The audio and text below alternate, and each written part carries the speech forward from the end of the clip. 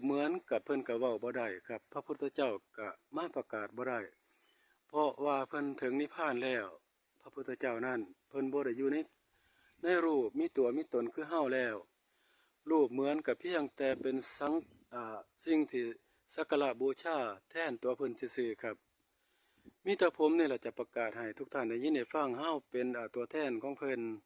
เป็นสาวกของเพิ่นครับเป็นผู้ที่จะสืบทอดต่อเป็นสมณะนั่นแหละครับเป็นลูกเพิ่นนั่นแหละทุกท่านคือกันบ้านนี้เพิ่นบ่ได้จำกัดกับแบ่งพรรคแบ่งพวกต้องสามัคคีกันนะครับบ่มีนิกายนั่นบ่มีนิกายนี่ต้องสามัคคีกันครับคือเพื่อนทุกนั่นคือผู้เกิดน้ำกันครับต้นไม้ก็แม่นมดก็แม่นครับหินยุ่งก็แม่นครับแม่นเบิดนั่นคือเพื่อนทุกเฮาเองครับที่วัตถุประสงค์ที่เพิ่นสร้างขึ้นมานี่ครับให้เฮาระลึกถึงคุณเพิ่นครับเฮากับพากันสร้างความดีบาดนี้ความจริงมันจะเป็นแบบนี้ครับจุดประสงค์ของเพิ่นก็คือ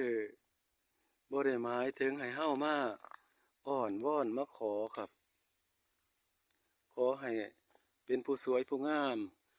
ขอให้ถือหวยรวยเบอร์ขอเอามันขอบ่ได้เด้ครับคันสั่นเฮาสิไปเฮ็ดนาเฮ็ดหยังครับเฮาสิไปปลูกมันเฮ็ดหยังครับเฮาจะไปทำธุรกิจเฮ็ดหยังครับมันง่ายปานนั้นก็ขอเอาทำตัวอันนั้นพระพุทธเจ้าเพิ่นรังเกียจที่สุดครับคนมักง่ายคนเห็นประโยชน์ส่วนตนคนประมาทครับเพิ่นถึงสอนบ่ให้เฮาประมาทให้เฮาอยู่ในความพอดีปกติดำรงชีพโดยชอบครับคันอยากได้ก็เฮ็ดเอา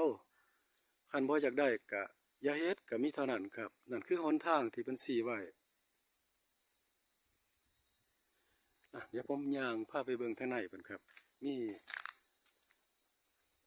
บรรพชิตเพิ่นอยู่บ่เดี๋ยวจังไปเล่นน้ำเพิ่นครับถ้าเพิ่นอยู่บ่อยู่ก็บ่เป็นหยังครับนั่นเถื่อผมก็ขึ้นมาสนทนากับเพิ่นอยู่เหมือนเอาหินมาให้เพิ่นแบกครับนั่นเถื่อเพิ่นบ่ได้ศึกษาเข้าไป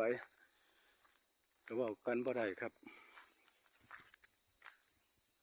แต่ว่าผู้เพิ่นศึกษาลึกซึ้งก็โอ้ยม่วนครับมันเป็นความจริงเฮา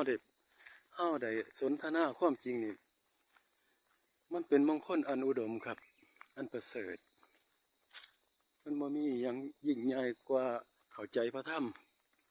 และก็เห็นพระธรรมครับเห็นหนทางที่จะหลุดพ้นโอ้อีหยังเนาะเพิ่นเนาะคือพัง